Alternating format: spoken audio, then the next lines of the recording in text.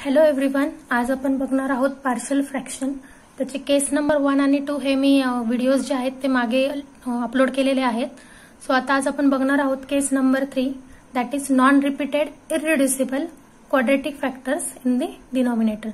म्हणजेच काय की तुमचे जे डिनॉमिनेटर असणार आहे प्रॉपर फ्रॅक्शनचा त्याच्यामध्ये non repeated irreducible quadratic factors असतील. म्हणजेच काय की क्वाड्रेटिक फॅक्टर्स असतील जे की नॉन रिपीटेड आहेत, म्हणजे कुठलेही दोन क्वाड्रेटिक फॅक्टर रिपीट होणार नाहीयेत.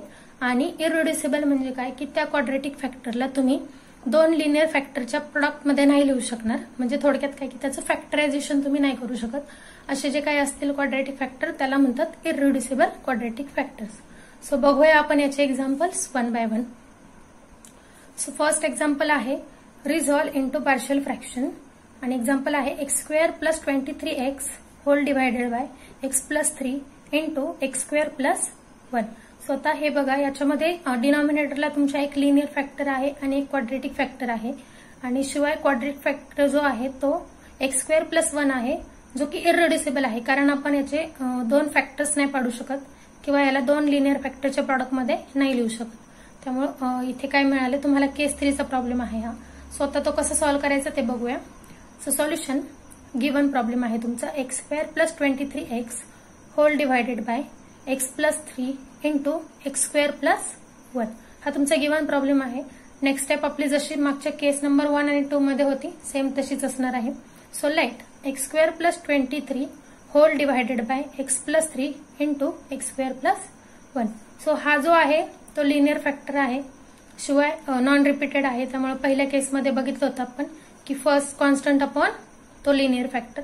सो माझं फर्स्ट कॉन्स्टंट अपॉन तो लिनियर फॅक्टर आला, that is a upon x + 3. आता माझं सेकंड फॅक्टर आहे x² + 1, जो की इररिड्युसिबल क्वाड्रेटिक पॉलिनॉमियल आहे. तर त्या केसमध्ये मी त्याला b अपॉन x² + 1 असं न लिहिता हा क्वाड्रेटिक फॅक्टर असल्यामुळे मी त्याला bx + c पुढचा कॉन्स्टंट आणि whole divided by x² + 1. So या फॉर्ममध्ये मी लिहित आहे. सो तुम्हाला हे लक्षात ठेवायचे की जेव्हा कधी तुम्ही क्वाड्रेटिक फॅक्टरला पार्शियल फ्रॅक्शनमध्ये कन्वर्ट करण्यासाठी कॉन्स्टंटच्या फॉर्ममध्ये लिहित असाल त्यावेळेस तो वरचा जो कॉन्स्टंट आहे तो bx + c लिनियर फॅक्टरच्याच फॉर्ममध्ये लिहायचा आहे. सो आता याला आपण इक्वेशन नंबर 1 डिनोट करूया. सो आपली नेक्स्ट स्टेप आहे की आपण जे काही प्रॉपर फ्रॅक्शन मध्ये दिलेला प्रॉब्लेम होता त्याला पार्शियल फ्रॅक्शन मध्ये लिहिला विथ कॉन्स्टंट. त्याचा बेस सेम करून घेत आहोत आपण. सो तो बेस आहे तुमचा x + 3 इंटू x² + 1. सो आता बेस सेम केल्यानंतर आपल्याला मिळेल a into bracket x² + 1 bracket completed plus bx + c into तुमचा x + 3 आणि ह्याला whole divided by x + 3 into x² + 1. So आपली लेफ्ट हँड साइड जी आहे ती ऍज इट इज राहणार आहे. सो हे बघा, लेफ्ट हँड साइडला डिनॉमिनेटरला आणि राईट हँड साइडचा डिनॉमिनेटर दोन्ही सेम असल्यामुळे ते कॅन्सल होतील आणि नेक्स्ट स्टेप तुम्हाला फक्त मिळेल x² + 23x is equal to a into bracket x² + 1 bracket completed plus second ब्रॅकेटमध्ये bx + c इंटू x + 3. आता आपण याला इक्वेशन नंबर 2 डिनोट करत आहोत. आता नेक्स्ट आपल्याला काय करायचंय, जे काही कॉन्स्टंट आहेत आपले a b c याच्या व्हॅल्यूज फाइंड आउट करायच्या आहेत. सो आपल्याला आधी a ची व्हॅल्यू फाइंड आउट करायची आहे आणि त्यानंतर b आणि मग c ची व्हॅल्यू फाइंड आउट करायची आहे. सो आता a ची व्हॅल्यू फाइंड आउट करायची असेल तर आपल्याला काय करावं लागेल की हा जो काही bx + c हा जो तुमचा लिनियर फॅक्टर आहे इथे कॉन्स्टंटचा, त्याला मल्टिप्लाय असलेला जो काही लिनियर फॅक्टर आहे x + 3, तर त्याची व्हॅल्यू 0 झाली तर ह्या पूर्ण ब्रॅकेटला 0 मल्टिप्लाय झाल्यावरती हे सगळे व्हॅनिश होऊन जातील आणि फक्त a शिल्लक राहील या इक्वेशन मध्ये, जेणेकरून तुम्ही a ची व्हॅल्यू काढू शकता. पण मग आता आपल्याला हे शोधायचंय की x + 3 याची व्हॅल्यू 0 कधी होईल, तर जेव्हा माझी x ची व्हॅल्यू -3 असेल तेव्हा. सो मी to find a put x is equal to -3 in equation number 2. So आता या इक्वेशन मध्ये मी जिथे कुठे x आहे त्या जागी -3 पुट करत आहे. सो मला मिळेल -3² + 23 into -3 is equal to a into ब्रॅकेटमध्ये -3 ब्रॅकेटचा स्क्वेअर प्लस 1 अगेन हे ब्रॅकेट कम्प्लिटेड प्लस सेकंड ब्रॅकेटमध्ये b इंटू -3 प्लस c हे ब्रॅकेट कम्प्लिटेड आणि नेक्स्ट ब्रॅकेटमध्ये -3 + 3 ब्रॅकेट कम्प्लिटेड. सो आता आपण हे जे काही एक्स्ट्राचे ब्रॅकेट देत आहोत ते याच्यासाठी असतात की तुमच्या ऍडिशन सबट्रॅक्शन मध्ये कुठे गोंधळ नको व्हायला म्हणून. सो आता या ठिकाणी बघा -3 चा स्क्वेअर केला तर तो 9 येईल आणि +1. सो नेक्स्ट तुम्हाला मिळेल. आणि दुसरी गोष्ट इकडे -3 चा स्क्वेअर केला तर 9 आणि +23 into -3 that is -69. So 9 - 69 is equal to A into bracket 9 + 1 plus B into bracket मध्ये -3 as it is plus C. हे अगेन ब्रॅकेट हे पूर्ण ऍज इट इज ठेवले आपण आणि ह्या ब्रॅकेटची व्हॅल्यू किती आली आहे 0. सो ऑटोमॅटिकली ह्या सगळ्याची व्हॅल्यू किती होऊन जाणार आहे 0. आणि आता 9 - 69 याचं सबट्रॅक्शन केली तर येईल -60 is equal to 9 + 1 is 10. So 10A आणि प्लस ही व्हॅल्यू 0. सो आपल्याला A ची व्हॅल्यू मिळणार आहे -60/10. जस्ट हा 10A ला मल्टिप्लाय होता त्याला आपण पलीकडे शिफ्ट केला आहे. सो आपल्याला मिळेल A ची व्हॅल्यू -6. सो ही आपल्याला A ची व्हॅल्यू मिळाली. आता आपल्याला काय करायचंय B आणि C ची व्हॅल्यू फाइंड आउट करायची. सो त्याच्यासाठी आपल्याला इथे थोडीशी वेगळी मेथड आहे. केस 1 आणि केस 2 मध्ये आपण वेगळ्या पद्धतीने करतोय पण याच्यामध्ये आपण थोडीशी वेगळी पद्धत वापरणार आहोत. सो त्याच्यासाठी तुम्हाला रिराईट द इक्वेशन 2. सो जे काही इक्वेशन नंबर 2 आहे त्याला रिराईट करायचे. रिराईट म्हणजेच काय की हे जे A ह्या ब्रॅकेटला बाहेर मल्टिप्लाय आहेत ते आतमध्ये मल्टिप्लाय करून घ्यायचे आणि मल्टिप्लाय केल्यानंतर x² चे कोएफिशियंट वेगळे घ्यायचे, x चे कोएफिशियंट वेगळे घ्यायचे आणि जे काही कॉन्स्टंट येतील ते वेगळे घ्यायचे. सो बघूया आपण. बघा x² + 23x तुमची left hand side as it is equal to तुमचा A into x² ax² plus A into 1 A plus bx into x bx² plus bx into +3 that is +3bx then plus c into plus x that is +cx plus c into +3 that is +3c. So हे झालं तुमचं multiplication.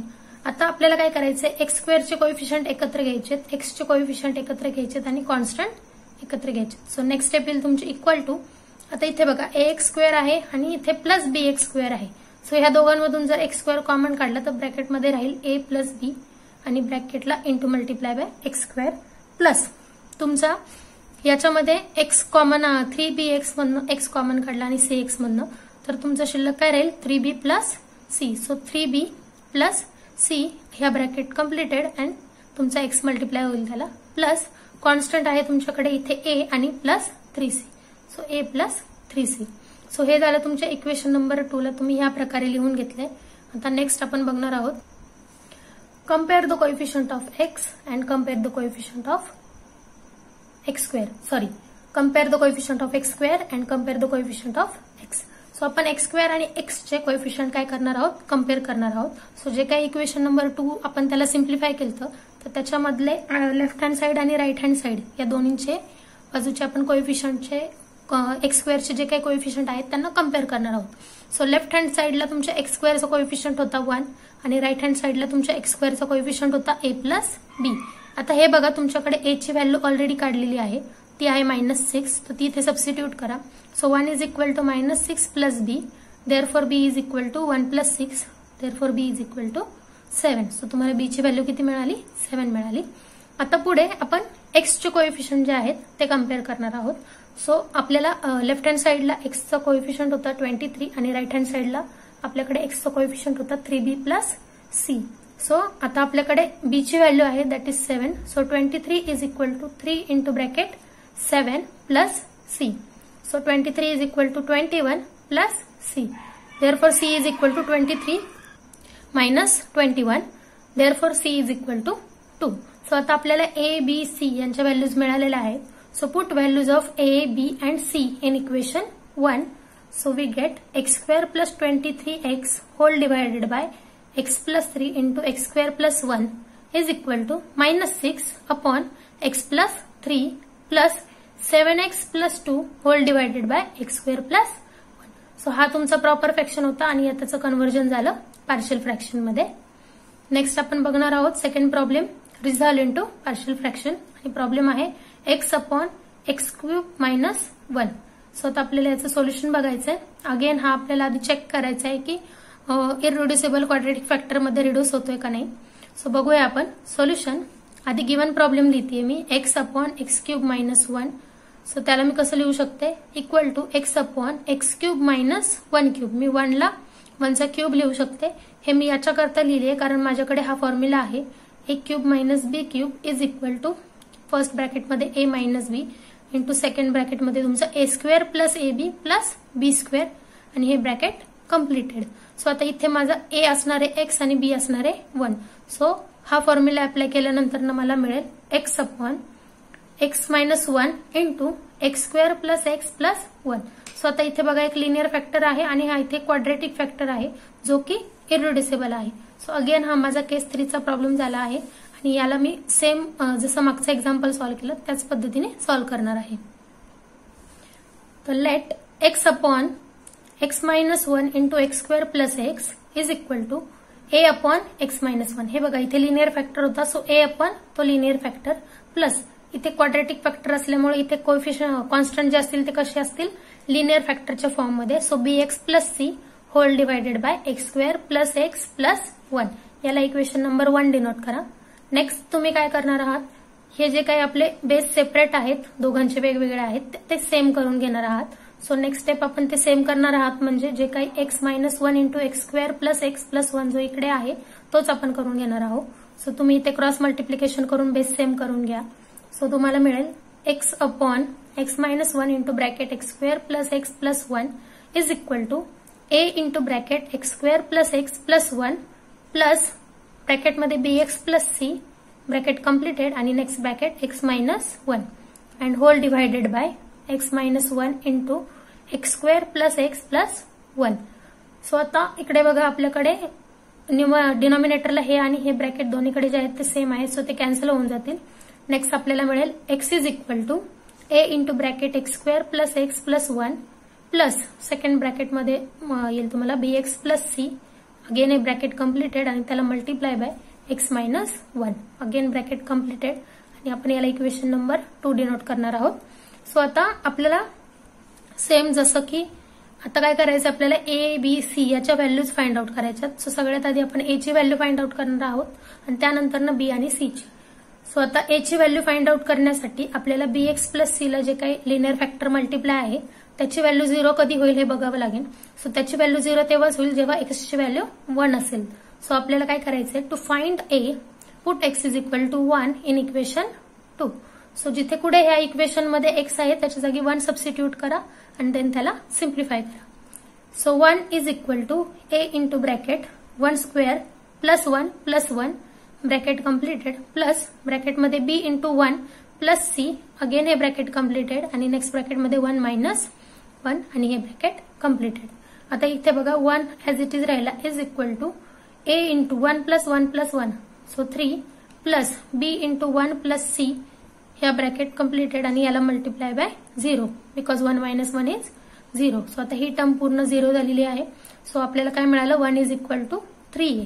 Therefore a is equal to 1/3. So आता इथे आपल्याला ए ची value मिळाली आहे. आता त्या ए च्या व्हॅल्यूचा यूज करून आपल्याला काय करायचं, बी आणि सी ची व्हॅल्यू काढायची आहे.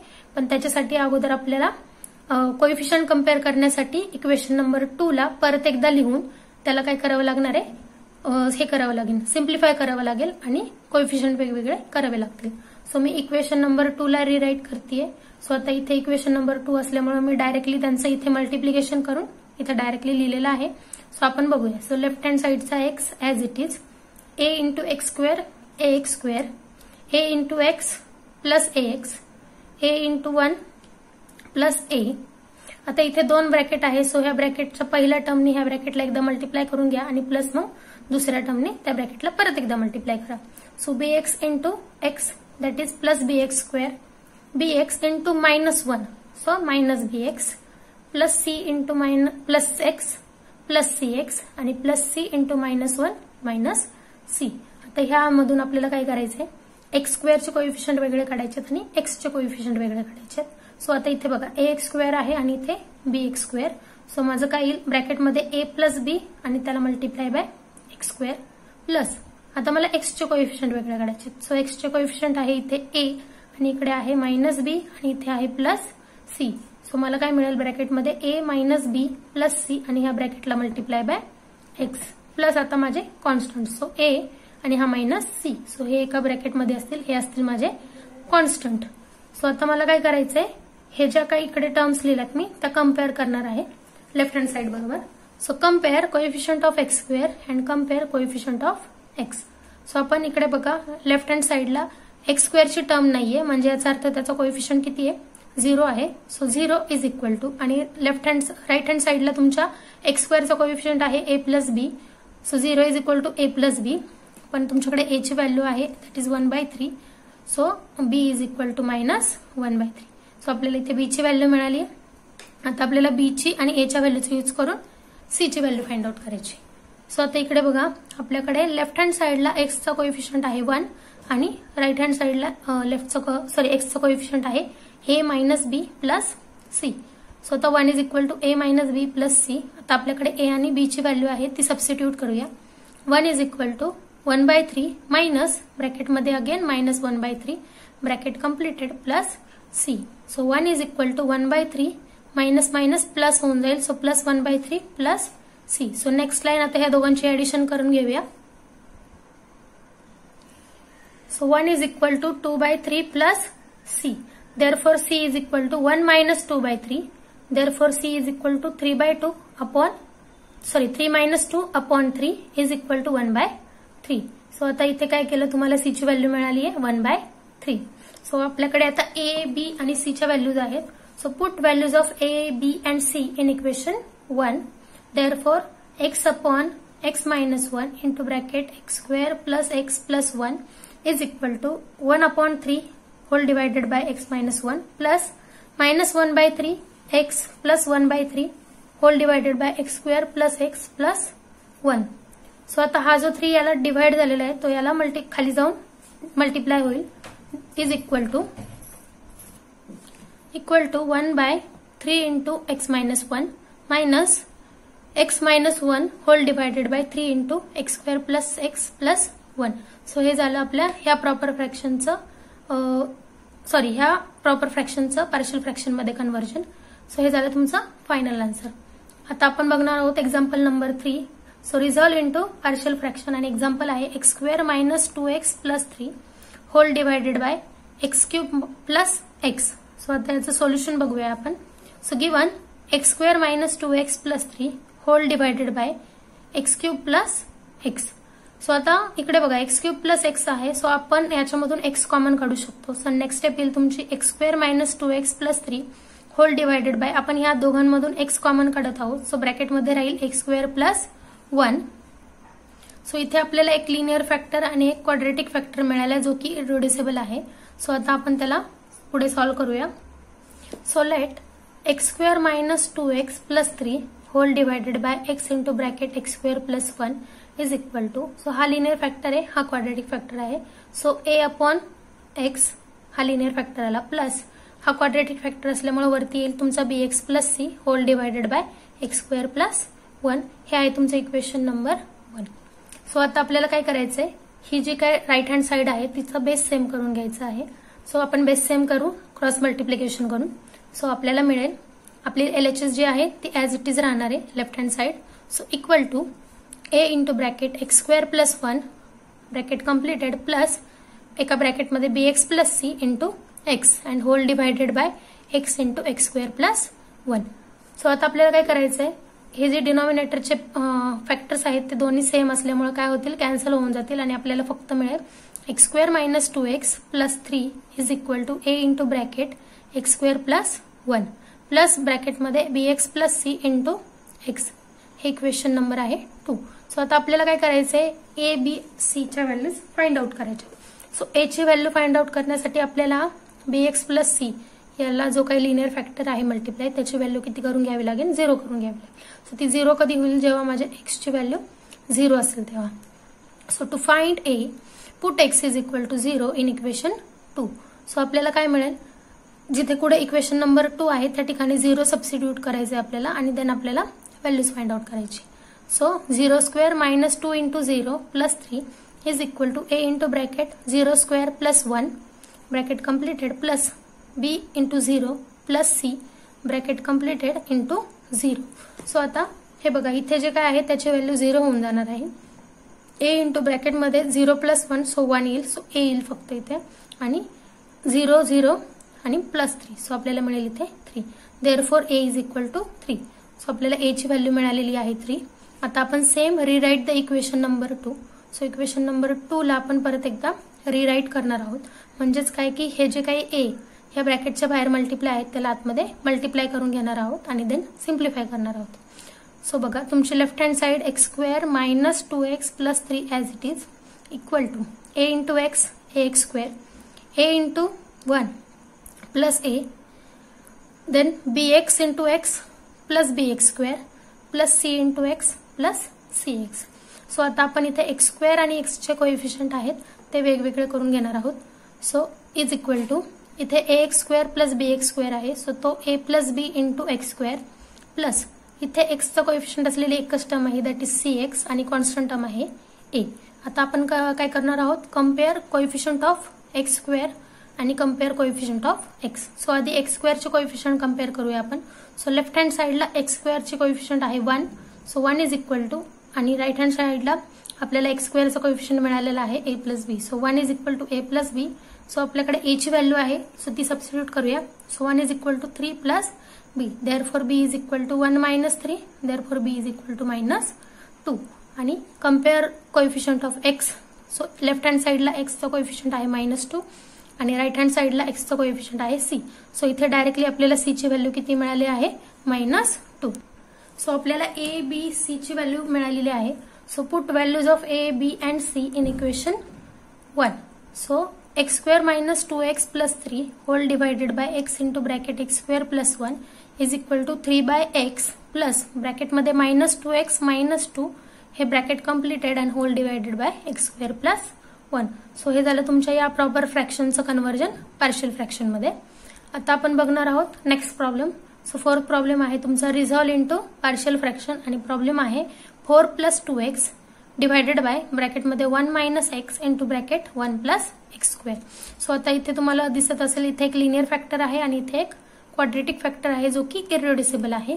सो सेम जसे आपण मागील 3 प्रॉब्लेम सॉल्व्ह केले त्याच पद्धतीने हे सॉल्व्ह करणार आहोत. सो सॉल्युशन गिवन आहे तुम्हाला 4 + 2x whole divided by 1 - x into 1 + x². So let 4 + 2x upon 1 - x into 1 + x² is equal to a upon 1 - x. So a upon तुमचा हा लिनियर फॅक्टर येईल प्लस हा क्वाड्रेटिक फॅक्टर त्याच्यावरती तुमचे येईल bx plus c. So जे constant आहेत ते लिनियर फॅक्टर मध्ये येतील 1 + x² आणि याला इक्वेशन नंबर 1 डिनोट करणार आहोत आपण. आता नेक्स्ट आपण काय करणार आहोत, यांचा बेस सेम करून घेणार आहोत. सो क्रॉस मल्टिप्लिकेशन करून घ्या. सो आपल्याला मिळेल 4 + 2x होल डिवायडेड बाय ब्रॅकेटमध्ये 1 - x into 1 + x² is equal to a into bracket 1 + x² plus bx plus c into 1 - x and whole divided by 1 - x into 1 + x². So आता डिनॉमिनेटरला ही term आणि ही टर्म सेम आहे so त्या cancel होऊन जातील. नेक्स्ट आपल्याला मिळेल 4 + 2x is equal to a into bracket 1 + x² bracket completed plus bx plus c again हे ब्रॅकेट कम्प्लिटेड आणि त्याला मल्टिप्लाय बाय 1 - x. आता आपण याला इक्वेशन नंबर 2 डिनोट करणार आहोत. सो आता आपल्याला काय करायचंय, a b c याच्या व्हॅल्यूज फाइंड आउट करायच्यात. सो आधी आपण a ची व्हॅल्यू फाइंड आउट करणार आहोत, मग b आणि मग c ची. सो a ची व्हॅल्यू फाइंड आउट करण्यासाठी आपल्याला bx प्लस c ला जो काही लिनियर फॅक्टर मल्टिप्लाय आहे त्या फॅक्टरची व्हॅल्यू 0 करावी लागेल. सो ती 0 कधी होईल, जेव्हा माझ्या x ची व्हॅल्यू 1 असेल. So to find value of a put x is equal to 1 in equation 2. So equation number 2 मध्ये जिथे कुठे 1 आहे x आहे त्या ठिकाणी आपण 1 सबस्टिट्यूट करणार आहोत. So 4 + 2 into 1 is equal to a into bracket 1 + 1² bracket completed plus ब्रॅकेटमध्ये b into 1 plus c again हे ब्रॅकेट कम्प्लिटेड आणि नेक्स्ट ब्रॅकेटमध्ये 1 - 1 अगेन हे ब्रॅकेट कम्प्लिटेड. सो आता बघा 4 + 2 ठीक आहे is equal to a into bracket 1 + 1 is 2 plus b plus c into 0. So आता ही पूर्ण टर्म 0 होऊन जाणार आहे. हा येईल तुमचा 2a आणि 4 + 2 येईल तुमचा 6. Therefore a is equal to 6/2. Therefore a is equal to 3. So आपल्याला a ची व्हॅल्यू मिळालेली आहे 3. आता आपण इक्वेशन नंबर 2 ला रिराईट करणार आहोत. सो इक्वेशन नंबर 2 मी आता याला डायरेक्टली इथे मल्टिप्लाय करून घेतलेलं आहे. सो ते येते तुमचा 4 + 2x is equal to a + ax² plus bx - bx² plus c minus C x. आता ह्या इक्वेशन मधून आपण एक्स स्क्वेअर, एक्स आणि कॉन्स्टंट ह्याचे जे काय कॉन्स्टंट जे मल्टिप्लाय आहेत त्याला ते एकत्र करून घेणार आहोत. So 4 + 2x is equal to तुमच्या एक्स स्क्वेअरचे कोइफिशियंट आहेत इथे ए आणि इकडे minus B. So A minus B plus तुमच्या एक्सचे कोइफिशियंट आहे इथे बी एक्स आणि इथे मायनस सी. सो बी minus C x plus constant आहे तुमचे ए प्लस सी. सो या प्रकारे तुम्ही एक्स स्क्वेअरचे कोइफिशियंट एकत्र करणार आहात, एक्सचे कोइफिशियंट एकत्र करणार आहात आणि कॉन्स्टंट. आता नेक्स्ट आपण करणार आहोत compare the coefficient of x square आणि compare coefficient of x.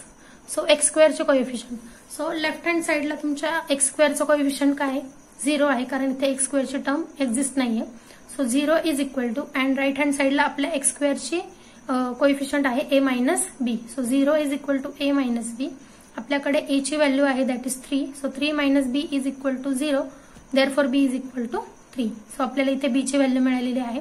Next आता compare the coefficient of x. So एक्सचा कोइफिशियंट आहे तो लेफ्ट हँड साइडला तो किती आहे? 2 आहे. So 2 is equal to and right hand साइडला आहे b minus C. So B minus c. Therefore 2 is equal to again आपल्याकडे बी ची व्हॅल्यू आहे आता. सो ती सबस्टिट्यूट करूया. So 3 minus C. सो इथे सी काय होईल? इकडे शिफ्ट होईल. सो तो प्लस होऊन जाईल आणि 2 तिकडे सबट्रॅक्ट होऊन जाईल. So c is equal to 3 minus 2. Therefore c is equal to 1. So आता इकडे बघा आपल्याला ए, बी आणि सी ची व्हॅल्यू मिळालेली आहे. सो त्या व्हॅल्यूज आपण सबस्टिट्यूट करूया इक्वेशन नंबर 1 मध्ये. So put values of a, b and c in equation 1.